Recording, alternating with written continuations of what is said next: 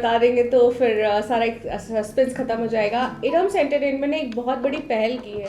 वो एक ऐसी पहल है कि हमने हमारी सिर्फ कोशिश है हम हमारे भारत को, हमारे इस इंडिया को ये बताने की कि कोरोना जैसी बीमारी में कितनी ज़्यादा परेशानी आई और सबसे ज़्यादा किस तरीके से एक एक बहुत अच्छा इंसान होता है, उसने इस चीज़ को फेस किया पर्सनली, प्रोफेशनली, हर तरीके से।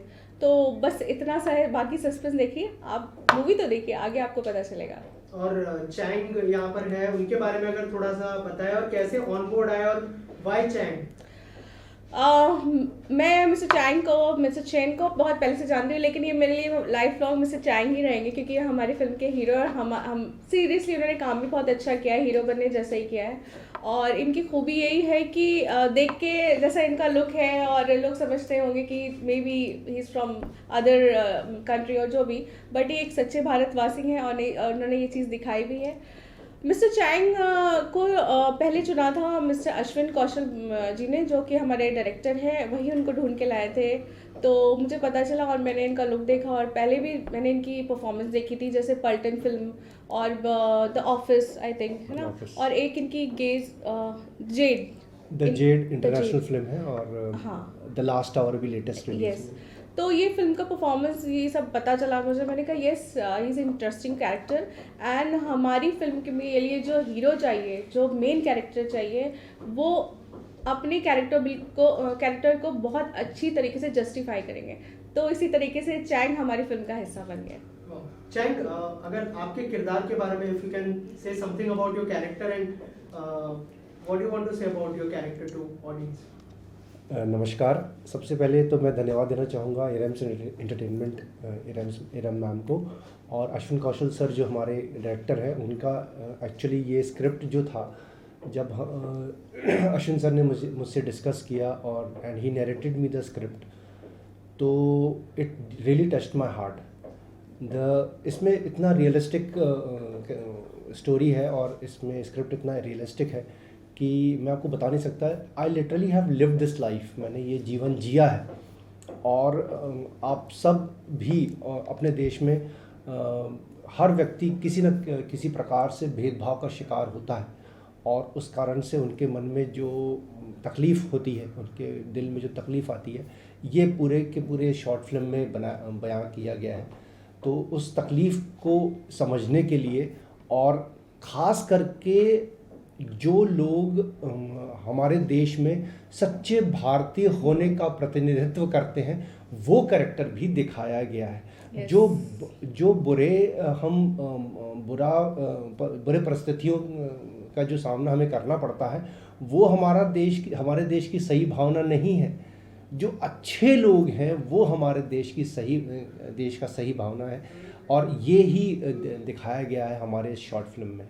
राइट। और जैसे आपने कहा कि रियलिस्टिक स्टोरी है, कुछ रेफरेंस या फिर कोई एक्सपीरियंस अगर आप शेयर करना चाहे, ऐसा कुछ हुआ हो? बिल्कुल, ये तो मैं रोज़मर्रा की ज़िंदगी में इसको फेस करता हूँ अक्सर। मतलब दिन में एक बार या अक्सर लोग पूछ ही लेते हैं कि आप कहाँ से हो। आप बताइए ना, आप में से किसी से कोई पूछता है कि आप कहाँ से हो?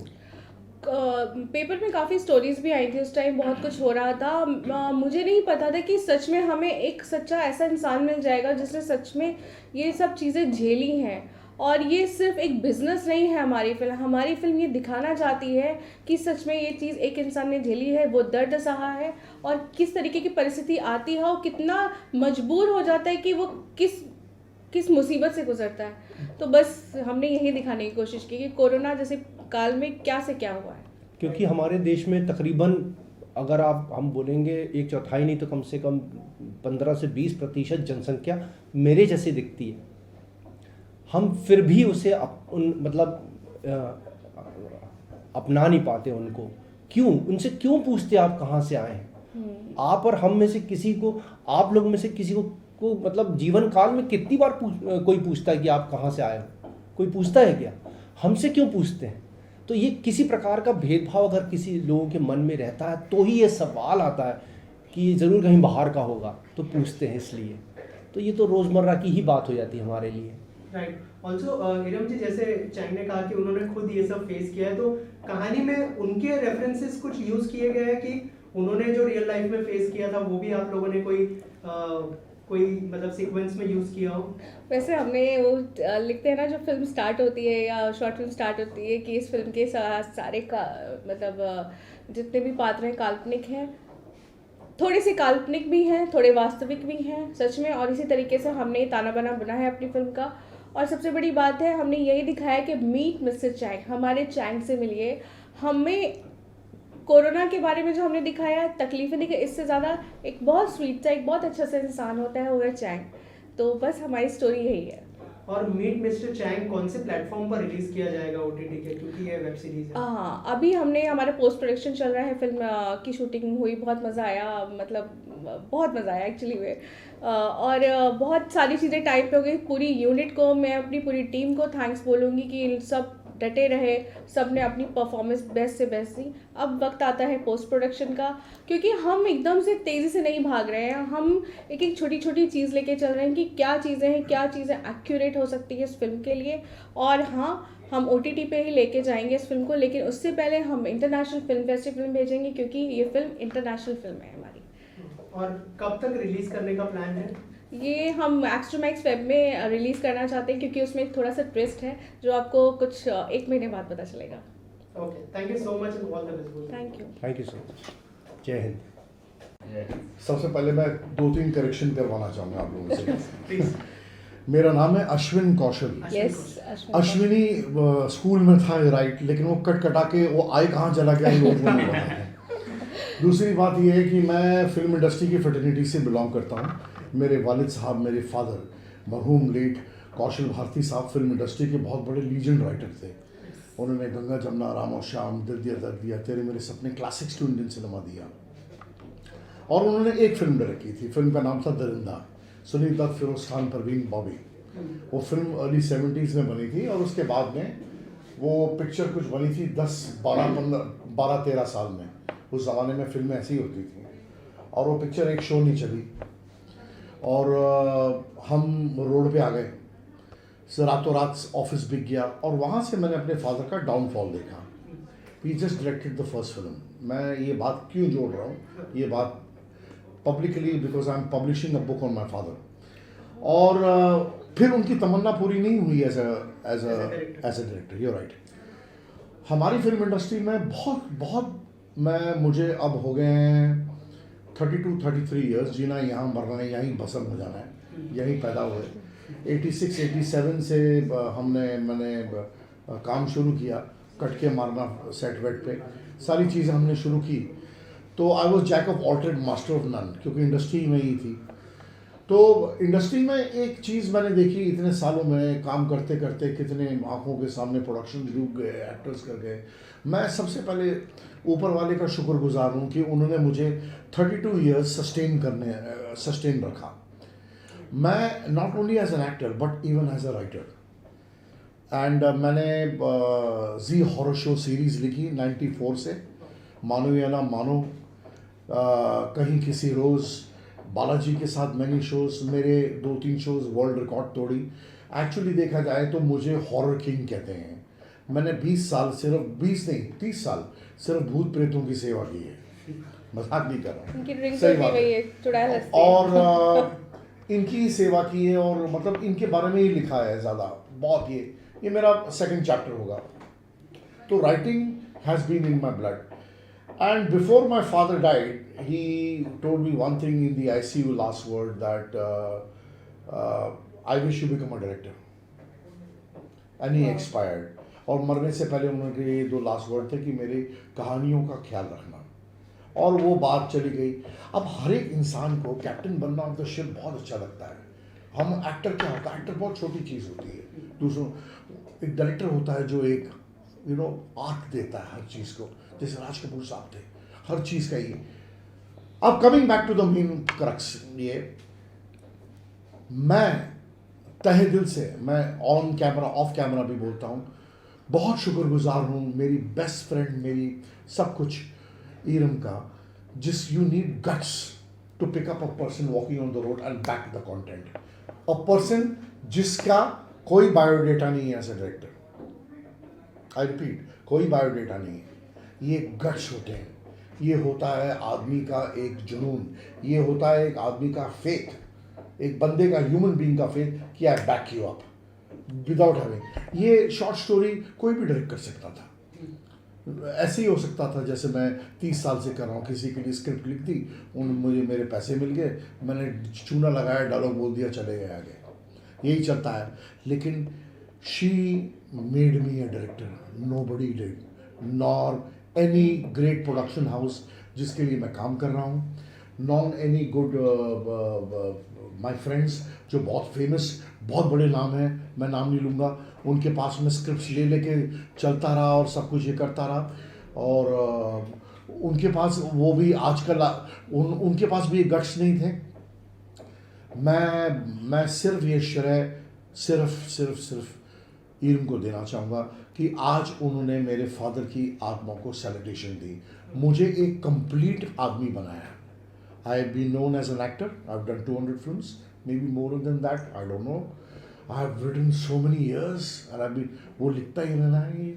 बट दिस क्या, जब मैं फर्स्ट शॉट ले रहा था ना, तो मेरी सिस्टर ने मुझे एक टेक्स्ट मैसेज किया, वो मैंने इरम को भी नहीं किया, I tell you on camera. She said congratulation, शेर के मुंह को खून लगा। सो अगर ये चीज इंशाल्लाह कामयाब हुई, बट इफ्स एंड वाइज, मैंने अपनी तरफ से पूरा, हर एक आदमी 100% देता है, तो इसका सिर्फ श्रेय। Thank you so much. And God bless her. But This will be my beginning of a takeoff, of a new inning in my life as a film director. Right. Also जैसे आपने कहा कि आपको एक टेक्स्ट भी आया, I am sure जब first shot होगा तब इमोशनल भी हुए होंगे आप। he is so emotional. I can bet you, अगर ये स्टोरी सुनाते हैं, मुझे क्यों पसंद आया, ये जब स्टोरी सुनाते हैं ना, ये उसमें स्टोरी में होते हैं, ही कैन बी भूत, ही कैन बी प्रेमिका, he can be anything. That's I got it from my father. Emotional क्यों नहीं होगा आदमी? एक जरूरी नहीं कि वो आदमी को डायरेक्टर ही बनना पड़े। एक आर्टिस्ट क्या होता है, अगर आर्टिस्ट इमोशनल नहीं हो तो वो कुछ भी नहीं है। आपने उन कॉर्ड्स को टच किया है जो मैं 30 साल से बैगेज लेके इंडस्ट्री में घूम रहा था कि काश शायद मुझे भी एक कुछ को मौका मिल जाए। इन्होंने मेरे मुंह को खून लगाया है और मैं शिकार पे निकला हूँ। Now there is no looking back. अब मुझे हर चीज़ जो है रिस्पेक्टिवली छोटी लगती है। अब मुझे ऐसा लगता है कि I have to climb the mountain and she has pushed me for that. I don't know, there are some people in life, मैं चढ़ा के बात नहीं कर रहा हूँ, कि ब्लेसिंग इन डिस्गाइज में एज एन एंजल फॉर्मेट में आते हैं जो आपको बैक करते हैं लाइफ में कहीं से भी। और एक बात मैं चीज बताना चाहता हूं आपको, ये मेरा तजुर्बा है, दोस्तों और दोस्ती में कभी काम नहीं मिलता। आपको उससे काम मिल जाएगा जिससे आपकी कभी उम्मीद नहीं होगी। और ये सबसे बड़ा एग्जाम्पल है। She is my friend but she was never my best friend. So Iram ji, आपसे जानना चाहूँगा, जैसे अश्विन जी ने कहा कि उनकी जो जर्नी है एज ए एक्टर बहुत ज़्यादा लंबी रही, तो क्या थॉट प्रोसेस था एज ए डायरेक्टर उनको ऑन बोर्ड लेने का? मैं इनको जानती थी, लोखंडवाला में इनका आना जाना होता था, जिम में भी आते थे। ऐसे में of course he is a known actor. अभी हमारा परसों भी एक बहुत बड़ा शो हुआ था, तो वहाँ पे ही ये पूरा शो इन्होंने चुरा लिया। He have a face value, इनको खुद नहीं पता है कि लोग इनको कितना जानते हैं। और कानपुर की लड़की होने के हिसाब से कि मैं कानपुर से हूँ, मेरी जर्नी यहाँ तक, मेरे शायद आधी उम्र कह सकते हैं निकल जाती है लोगों की यहाँ तक पहुँचने में। यहाँ पहुँचने के बाद एक नॉन एक्टर को डायरेक्टर लेना बहुत बड़ी बात होती है। डायरेक्टर बनाना शायद बनाना, यस ये बनाना। करेक्ट वर्ड है। तो मैं यही कहूँगी, क्योंकि इरम्स एंटरटेनमेंट ने पूरी कोशिश की कि हमेशा क्रिएटिव करने की, कुछ अच्छा करने की। और यस, बिजनेस होता है, फिल्म बनती है। मैंने कभी अपने प्रोडक्शन को, अपनी फिल्मों को उस तरीके नज़रिए से नहीं देखा। लोग मुझसे पूछते भी हैं कि आप कैसे कैसे कमाओगे पैसे, बिजनेस मूवी बना, नहीं, अभी हम पैसे बनाने के लिए फिल्म नहीं बना रहे हैं, हम क्रिएटिविटी लाने के लिए फिल्म बना रहे हैं। और मिस्टर अश्विन कौशल भारती जी को मैं मतलब गर्व के साथ कहती हूँ कि ये हमारी फिल्म के डायरेक्टर बने, क्योंकि ये फिल्म के लिए मीट मिस्टर चाइंग के लिए पहले 1-1.5 साल से हम इस पे काम कर रहे थे। एंड इसके अलावा भी इन्होंने जो मुझे जब स्टोरी नरेट करी, I am telling you, he have that convincing power also. मैं बहुत डायरेक्टर से मिली हूँ, एक से एक उम्दा है, बहुत अच्छा काम कर रहे हैं, लेकिन अश्विन जी में जो खूबसूरती और जो काबिल तारीफ कहते हैं ना तरीका है काम करने का। और सबसे बढ़िया चीज़ है, जब हम शूटिंग कर रहे थे हमारी पूरी यूनिट ने एंजॉय किया इनके डायरेक्शन को, क्योंकि जो बैकग्राउंड म्यूजिक की भी जरूरत नहीं पड़ती, जब शूट करते थे तो हमको पता नहीं, दैट वाज रियली अमेजिंग। तो ये एक्चुअली हमारी टीम का भी कहना है, सब आपको बहुत मानते हैं, हमारी टीम भी, और सबने बहुत अप्रिशिएट किया आपके काम को। हमने जो टाइम लिया था, अगर 10 से 7 की शिफ्ट है, जो भी 7 से 7 की शिफ्ट है, तो 7 बजे ही हमने ख़त्म किया, हमने 1 मिनट आगे नहीं किया, एवरीथिंग वाज डन। तो इससे बेस्ट और क्या होगा। तो दिस इज़ द रीज़न कि मैंने चूज़ तो कर लिया था, लेकिन इन्होंने इतना अच्छा रिजल्ट देंगे ये शायद इतना नहीं पता था। तो आगे भी हम काम कर रहे हैं, इसके बारे में आपको बताएंगे। पता क्या है कि एक चीज़ मैं मानता हूँ कि आई डोंट नो आप स्पिरिचुअली कनेक्ट होते हैं या नहीं, मैं मेरी सिस्टर की वजह से बहुत ही स्पिरिचुअली कनेक्टेड हो गया हूँ। और जब आप एक प्रोसेस करने जाते हो ना, and there is one third party who is praying for you, तो then the all the positive energies and souls come together और उस वर्क को आपके आगे लेके जाती है। फिर आपको पता नहीं चलता कि क्या हो रहा है सारा दिन, अल्टीमेटली डे में पता चलता है पैकअप हो रहा है, ये लास्ट सीन है क्या, पता ही नहीं चलता। It's always the good soul connectivity जो है आपके काम को आगे बढ़ाती है, और मैं इस चीज़ को बहुत मानता हूँ और मानने लग गया हूँ अभी। Though it's your first direction film, हाँ। but कैसा एक्सपीरियंस मुझे लगा नहीं कि मैं फर्स्ट डायरेक्ट करूँ। मैं आज झूठ नहीं बोलूँगा, मुझे फील हुआ था जब मैं गाड़ी में बैठा हुआ था, लेकिन जब वो एक्शन फर्स्ट शॉट ओके हुआ, उसके बाद मुझे नहीं पता मैंने कैसे ये पिक्चर बनाई, चीज़ें अपने आप होती गई। आई डू नॉट नो, मेरे पास इसका जवाब नहीं है। मेरे पास इसका जवाब नहीं है, कौन कर रहा था, क्या था, मुझे कुछ नहीं पता। सर आपसे लास्टली मैं जानना चाहूँगा कि क्या मैसेज होगा जो हमारी ऑडियंस देखना चाहेगी जो फिल्म, और क्या मैसेज कन्वे करेगी ये शॉर्ट फिल्म? देखिए, आपने पोस्टर देखी जी, उसके नीचे मैसेज क्या लिखा है? पोस्टर मैंने मतलब देखा तो नहीं है, लेकिन आप अगर racism is more dangerous than Covid. Right पूरे वर्ल्ड ये करता है। 9/11 हुआ, मुस्लिम्स कम्युनिटी को टारगेट बनाया गया, ये सब ऐसे ही है। इंदिरा गांधी जी मरी, सरदारों को टारगेट बनाया गया, ये सब ऐसे ही है। मैंने कहा था ना चुड़ैल पीछे से आवाज आएगी, मुझे सही टाइम पे फोन आया है।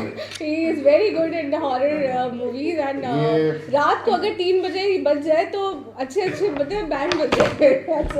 ये मेरी कजन थी जो पेड़ पे बैठ के बुला रही थी। एंड ये यू नो क्या पूछा आपने सर? ये मैसेज के लिए। हाँ, मैसेज रेसिज्म के ऊपर है ये सारी, और ये वर्ल्ड जो है पूरा रेसिस्ट से भरा पड़ा है, आज भी है। हम अपनी तरफ से कुछ बना के बताते हैं, लोगों को अकल आई तो ठीक है, नहीं आई तो कोई बात नहीं, हम कोशिश तो कर ही सकते हैं।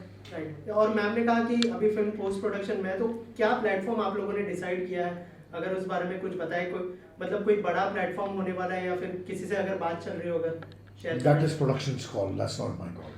हम इंटरनेशनल फिल्म फेस्टिवल के लिए पहले जाएंगे, क्योंकि ये फिल्म ही इतनी अच्छी बनी है, और 10,000 मैंने कहा कि इंटरनेशनल फिल्म शॉर्ट फिल्म ही है। और इसके अलावा बहुत से ऐसे पर्क्स एंड बेनिफिट्स और सरप्राइज, उसका वेट करिए, बहुत कुछ पता चलेगा आप लोग को। Thank you so much and all the best. Thank you. तो बहुत बड़ी जर्नी है, बताना शुरू करूँगा तो शायद बहुत टाइम जाएगा, शॉर्ट में बताते हैं। हम बचपन से टैलेंटेड थे, इरम बहुत टैलेंटेड थी, हम लोग सेट पे मिले थे, और मुझे पता चला था कि ये सिर्फ एक्टिंग ही नहीं करती, इनके अंदर बहुत सारे टैलेंट छुपे हुए हैं, ये लिखती अच्छा हैं, क्रिएटिव हैं। तो कुछ ऐसा लगा कि ये हमारी तरह हैं। तो हम लोग जब मिलना स्टार्ट किया और काम करना स्टार्ट किया, तो बहुत सारे जो कानपुर में लोकल प्रोडक्शन वाले थे, उन्होंने अपने साथ में हम लोग को लिया और हम लोगों ने काम स्टार्ट किया। और हमारा काम इतना बेहतरीन था कि हर जितने भी प्रोडक्शन खुले या जितने भी सीरियल बनते थे, फैशन शो होते थे, या टैलेंट रिलेटेड कुछ होता था, तो हम लोग को याद किया जाता था। हम लोग बड़ी मेहनत करते थे और वो निखर के आती भी थी पर्दे पर। राइट। इरम जी, आपसे जानना चाहूँगा, बहुत कम लोग हैं जो इतने सालों तक एक साथ काम कर पाते, तो ऐसी क्या क्वालिटी थी देव जी में और कैसे कोलैबोरेशन हुआ आप दोनों का? और इतने सालों के, जैसे मैंने देव जी को पूछा था, क्या क्या की मोमेंट्स थे, अगर आप हमारी ऑडियंस के साथ शेयर करना चाहें? बिल्कुल, इन्होंने मिस्टर देवअग्नि होत्री है भी कानपुर से, जैसे आपको पता चला। तो हमारी जो कानपुर की जर्नी थी यहाँ पे थमी नहीं, हम मुंबई भी आए, हमने बहुत स्ट्रगल किया। और आज के टाइम में मैं यही बोलूँगी कि इरम्स एंटरटेनमेंट, क्या कहते हैं ना लोग कि प्रोफेशनल और पर्सनल चीज़ें अलग अलग। He is my very good friend, family friend है हमारे, लेकिन प्रोफेशनल में मैं इसलिए लेकर क्योंकि ये he is the best for my Iram's entertainment. आज मैं गर्व के साथ कहती हूँ कि हमारे प्रोडक्शन के मैनेजर हैं and he is multi talented also, he is the choreographer also. अभी कुछ दिन पहले मैंने एक परफॉर्म भी किया था, तो उन्होंने मुझे डांस भी सिखाया था। तो मुझे ऐसा लगा कि हमें सच में इनकी ज़रूरत है हमारी कंपनी को, और ही इज़ डूइंग वेल। जिस तरीके से उन्होंने मेरी बताए नाक भी ऊँची रखी है कि हर चीज़ को तरीके से देखना, एक बारीकी से देखना, टाइम पे होनी चाहिए। तो we are really impress with mister Dev Agnihotri. Right, Dev ji, Iram ma'am की फिल्म आ रही है, लेकिन जो है वो जो टाइम पे शूट की थी वो टाइम पे कोविड का टाइम चल रहा था, तो एज अ प्रोडक्शन मैनेजर आपके लिए कितना चैलेंजिंग था? अगर उस बारे में कुछ बताएं हमारी ऑडियंस को। देखिए, चैलेंज हर जगह है। अगर कोई बोले ना कि सिर्फ इन्हीं लोग को चैलेंज था, हमारे सारे जितने भी टीम थी उनको बड़ा चैलेंज था। हम साथ में काम कर रहे थे और हमें सब समझ के चलना था कि किसी को तकलीफ ना हो। ये सिचुएशन में हमें सारे कहते हैं लीगल चीज़ों को फॉलो करना था, तो हम लोगों ने ऐसे ही मेहनत की और हर चीज़ का पालन किया हम लोगों ने, और हमारा काम अच्छे से हुआ। इरम जी, आप एज अ प्रोड्यूसर, आपके लिए कितना चैलेंजिंग था वो टाइम में शूट करना और पूरी टीम को मतलब अच्छे से कह के बबल में रखना एक तरह से? बिल्कुल चैलेंजिंग था, क्योंकि घर भी संभालना है, अपना काम भी देखना है, और एम्प्लॉयज़ भी हैं सबको। मैं तो ये कहूँगी कि सीरियसली सब सारे सेक्टर्स को जो भी घाटा हुआ है, लेकिन एंटरटेनमेंट इंडस्ट्री को बहुत घाटा हुआ है। कितने लोगों के सेट बिखर गए, कितने लोग यहाँ से चले गए मुंबई से। और हम जानते हैं कि लोखंडवाला जैसी जगह इतनी ज़्यादा मतलब पॉश एरिया होता, अगर इतना भीड़ होती थी, इतने लोग आते थे यहाँ पे ऑडिशन के लिए, भरे रहते थे पूरे जितने भी स्टूडियोज़ हैं। आज के टाइम पे उतना नहीं हो रहा है, फिर भी लोग कोशिश कर रहे हैं। बीइंग अ प्रोड्यूसर मेरी यही कोशिश रही कि मतलब डटे रहने की, जमे रहने की। हमने फिल्में बनाई, हमसे जो बन पड़ता था कि एटलीस्ट अपना मैसेज पहुंचा सके, यही हमारा काम है, क्योंकि हम सिर्फ एंटरटेनमेंट के लिए फिल्म नहीं बनाते हैं। तो ये हमारी कोशिश थी। देव जी, अब नेक्स्ट कोलैबोरेशन क्या होने वाला है इरम मैम के साथ, और क्या प्लान्स चल रहे हैं फ्यूचर के, अगर उस बारे में कुछ बताएं हमारी ऑडियंस? ये एक्चुअली हमने बहुत सारे प्लान करके रखे हैं। हम लोग नया टॉक शो हमने डिज़ाइन किया हुआ है जो अभी तक नहीं हुआ है। नाम मैं ओपन कर देता हूँ, हमने रखा सनसनीखेज।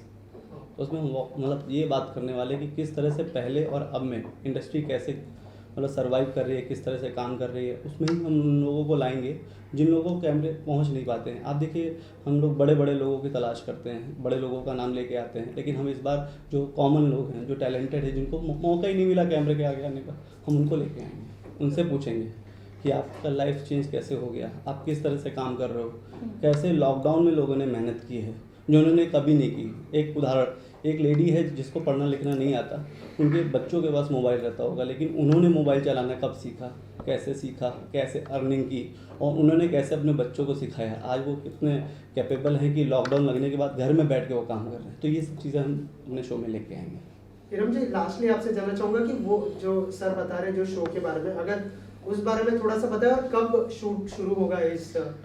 बिल्कुल, हमारी जैसे अभी मीट मिर्च चाइंग अभी पोस्ट प्रोडक्शन पे है, और हम तेज़ी में नहीं भागते। हम चाहते हैं कि कोई चीज़ पे अगर हाथ रखा है, उठाइए जिम्मेदारी, उसको तरीके से सेट करके पहुंचाना। तो हमारी फिल्म को पहले हम मतलब रिलीज़ करेंगे OTT पे। उसके अलावा जैसे ये टॉक शो है, तो हम ये जो गर्मी का मौसम आता है, लोग ज़्यादातर अपने घर पे दिन में बिताते हैं, तो वी आर ट्राइंग कि वो टाइम हम यूटिलाइज़ करें अच्छे से, और उन लोगों को लेके। और सबसे बड़ी चीज़, एक बहुत यूनिक शो होगा जो शायद आप लोगों को बहुत पसंद आएगा। तो ये हमारी बहुत अच्छी कोशिश है। और देवअग्नि होत्री जी, एक्चुअली मैं एक बात बता दूं जो आप लोगों को पता नहीं है, नवी मुंबई के सुपरमैन के नाम से जाने जाते हैं। उनको काफ़ी शोज़ में और जो भी लाइव शोज़ होते हैं उसमें उनको काफ़ी मतलब उन्होंने प्राइज़ भी जीते हैं। तो he is very creative also. तो ये हमेशा नए नए आइडियाज़ लेके आते हैं, और इसीलिए उनको इनकी क्रिएटिविटी की वजह से जाना चाहता है। तो ये जो कॉन्सेप्ट है इन्हीं का है जो लेकर आ रहे हैं। Thank you so much and all the best. Thank you. Iram बहुत अच्छी, बहुत पुरानी फ्रेंड है और बहुत ब्यूटीफुल है और बहुत अच्छे प्रोजेक्ट लेके आ रही है मार्केट में। और ये जो मीट मिस्टर चैंग उन्होंने बनाई है अभी शॉर्ट फिल्म, उसकी पहले तो मैं कैसे सिलेक्शन हुई वो बताऊंगी एक शॉर्ट में।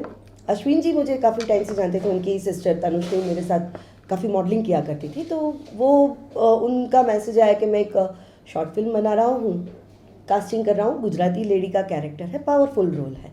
तो मैंने उनको साड़ी वाड़ी के फ़ोटो भेज दिए और उन्होंने सिलेक्ट भी कर लिया और उन्होंने लीस्ट भी बना दिया। और जब इरम जी के सामने गया लीस्ट, तो इरम जी भी शॉक हो गई और मुझे जब पता चला कि इरम एंटरटेनमेंट्स में प्रोड्यूस कर रहा है तो मैं भी खुश हो गई। हम लोग सेट पे मिले तब पता चला कि मैं इसी की शॉर्ट फिल्म में एक्टिंग कर रही हूँ। हम लोग बहुत साल से बहुत अच्छे फ्रेंड हैं, पर ये बहुत प्रोफेशनली हुई चीज़ and I am really very happy कि मैं इरम के साथ पहली बार काम कर रही हूँ। दोस्ती हमारी सालों की है पर काम पहली बार कर रही हूँ और इतना सॉर्टेड प्रोडक्शन हाउस है कि मैं बता नहीं सकती। सब कुछ इतना परफेक्ट था, मैंने खाने से लेके टीम से लेके हर एक इंसान, मैंने मज़ा आ गया। मैंने बड़ी बड़ी फिल्में बनाएगी तो बहुत अच्छा लगेगा इरम।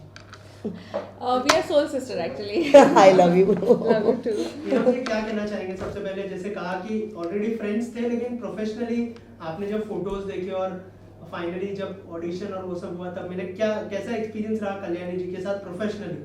अश्विन जी से फिल्म के बारे में से मेरे 1-1.5 साल पहले ही बात हुई थी बनाने के लिए। हमने प्रॉपर रेकी करी, पूरा प्री प्रोडक्शन किया, क्या क्या कर सकते हैं। कैरेक्टर डिसाइडेड नहीं थे। फिर जब कैरेक्टर्स की बात आई तो हमने कहा आप अपने हिसाब से करिए, बिकॉज मेरा ये तरीका है कि अगर मैं किसी डायरेक्टर के साथ काम करती हूँ तो मैं उनको पूरा लिबर्टी देती हूँ कि आपको पता है आपका हीरो हीरोइन, क्योंकि आपके माइंड में वो कैरेक्टर। तो मैंने कहा यू कैन डू एनीथिंग। जैसे वो चैंग को लेके आए, बेस्ट चैंग को, वैसे ही वो बेस्ट दामिनी बहन को लेके आए। एंड शी इज़ सीरियसली, जैसे मैंने बोला कि she is my soul sister. अब मैं इनको काफ़ी टाइम से जानती हूँ एंड पूरा यहाँ पे अंधेरी वेस्ट से लेकर इवन मुंबई में हर कोई अगर कल्याणी जी को जानता है तो उनको पता है she is one of the best person. और जो हमेशा हर चीज़ में खड़ी रहती हैं, चाहे वो सुख हो दुख हो जो भी हो। ये तो इनकी पर्सनल चीज़ हो गई। लेकिन जब इन्होंने मुझे भेजा, अश्विन जी ने मुझे इनका क्या मतलब एक फ़ोटो भेजी, तो मैं काफ़ी देर तक डाउनलोड नहीं करी थी। मैंने कहा आई वॉज सो हैप्पी। मैंने कहा अरे मेरे माइंड में क्यों नहीं आया। बट कहते हैं ना, उनको पता है कि she is best actor, Gujarati film industry से है, इन्होंने कितने फिल्मों में काम किया, कितने प्रोग्राम्स। मैं इनको देखती आ रही हूँ। देवरानी, हमारी देवरानी, इतना करुणा प्यार, yes. मोर देन 100 से ज़्यादा थिएटर के प्ले में ऑल ओवर वर्ल्ड परफॉर्म। आप वही देखिए कि इरम्स एंटरटेनमेंट को इतना सौभाग्य मिला है कि दुनिया इतनी छोटी है कि जिनको किन कैरेक्टर को हम फिल्मों में या मतलब अपनी टीवी में देखते थे, आज मेरे साथ बैठ के इंटरव्यू दे रहे हैं और मेरी फिल्मों में काम कर रहे हैं। I am so blessed. नहीं, दामिनी का कैरेक्टर बहुत पावरफुल है। मैं आपने जो पूछा था क्वेश्चन उसका मैं तब आंसर नहीं दे पाई, पर इरम सीरियसली मैं बोल रही हूँ कि इतना पावरफुल और अच्छा मॉडर्न टच दे दिया है। मैंने ऐसा टिपिकल गुजराती टाइप का अश्विन जी ने नहीं करवाया है, उसको थोड़ा फनी भी दिया है, थोड़ा सीरियस दिया है, इमोशनल दिया है। बहुत अच्छा कैरेक्टर आया है, बहुत इस टिपिकल ऐसे गुजराती टाइप का नहीं है कैरेक्टर। मैंने आज के मॉडर्न ज़माने में लोगों को जैसे कैजुअल लाइफ में लोग जीते हैं, स्टोरी भी वैसी। और अश्विन जी ने जो डायरेक्ट किया है, वो पहली बार डायरेक्ट करे, पर आपको लगेगा नहीं कि फर्स्ट टाइम इज डायरेक्टिंग। और उन्होंने इतना अच्छे से हम लोग को परफॉर्म करके हमें जो था वो निकालने की पूरी कोशिश की है। मैंने जो मेरे ऑपोजिट अदी ईरानी जी थे, मेरे पुराने फ्रेंड हैं, उनके साथ मैंने काफ़ी गुजराती प्रोजेक्ट्स किए हैं, तो उनके साथ बहुत साल के बाद काम करने में मज़ा आया। और Chang, he is mind blowing. और छोटे छोटे कैरेक्टर भी इतने परफेक्ट कास्ट किए थे, इतने अच्छे कैरेक्टर हैं, मैं आपको बता नहीं सकती। आप देखेंगे तो आपको पता चलेगा। और इरम, आपने जो ये इंटरनेशनल लेवल पे ये सब्जेक्ट चुन के मीट मिस्टर चैंग बनाया है, आई एम जस्ट, मैं हेड्स ऑफ करूँगी एंड मैं टीम को कुडोस कहूँगी कि यार ऐसे ऐसे सब्जेक्ट लेके आया करो। I am so proud of you, और बनाते रहना इस टाइप के सब्जेक्ट। मैंने ये यहाँ पर स्टॉप मत हो जाना। Yes okay. कल्याणी जी, और एक चीज जानना चाहूंगा, कोई सोशल मैसेज होगा? जैसे इरम मैम ने कहा था कि कोविड की सिचुएशन को लेके बहुत ही अच्छा मैसेज देने वाली है। आपका कैरेक्टर किस दिशा में लेके जाएगा ऑडियंस को? मेरा कैरेक्टर ये दिशा में लेके जाएगा कि चाहे ऐसी महामारी हमने नहीं देखी और अगले 100 साल नहीं देख पाएंगे। वो हर 100 साल में एक ही बार आती है इस टाइप की सिचुएशन, और ये हमारे ही नसीब में या बुरे नसीब में थी कि हमने ये 2 साल कोविड में निकाले और बहुत बुरी तरह से निकाले हैं। अब मैं यही कहना चाहूँगी कि ये जो वक्त है कोविड का, जहाँ पर सबकी लाइफ बहुत ऊपर नीचे हो गई है, तो यहाँ पर हम लोग को इंसानियत का धर्म निभाना चाहिए, एक दूसरे को हेल्प करनी चाहिए, और जितना हो सके उतना एक दूसरे के लिए खड़े रहेंगे तो हमारा देश भी आगे बढ़ेगा और हम लोग भी आगे बढ़ेंगे। बस सोशल मैसेज यही है कि इतने दुख में अगर एक दूसरे को कंधा दे के आगे नहीं चलेंगे ना, तो हम आगे नहीं बढ़ पाएंगे, डिप्रेशन में और 100 साल पीछे चले जाएंगे। तो एक दूसरे को साथ दे, और हमारे देश में इतने सारे लोग हैं, इतनी सारी कम्युनिटी है, इतना पावर है, हम बस एक हो जाए तो सब कुछ पॉसिबल है। नहीं राम? बिल्कुल। ओके, इरम जी कोई मैसेज देना चाहेंगे ऑडियंस को जो देख रही है आपको? बिल्कुल, यही है जैसा हमारी फिल्म मीट मिस्टर चाइंग का है कि racism is more dangerous than Covid. तो बिल्कुल हमें अपने भारत को, अपने इंडिया को रेसिज्म से हटाना है, और जहाँ भी ये चीज़ें हैं, जहाँ भी इस तरीके का भेदभाव किया जाता है, तो हमें सामने वाले को ये समझना चाहिए कि वो भी एक इंसान है, बस इसी तरीके से जीना चाहिए। नहीं, इरम आप कभी रिलीज करोगे ये फिल्म? मैं अभी शॉर्ट फिल्म शॉर्ट फिल्म अभी फिलहाल तो हमारा पोस्ट प्रोडक्शन चल रहा है, बट हम चाहते हैं कि थोड़ा सा और इस पे काम करके, क्योंकि हम इसको इंटरनेशनल फिल्म फेस्टिवल में ले जाना चाहते हैं। तो हम चाहते हैं पूरी दुनिया में फिल्म पहुंचे, क्योंकि इंटरनेशनल फिल्म है इरम एंटरटेनमेंट की। Thank you so much Iram. Thank you so much and all the best. Thank you. जय हिंद। जय हिंद।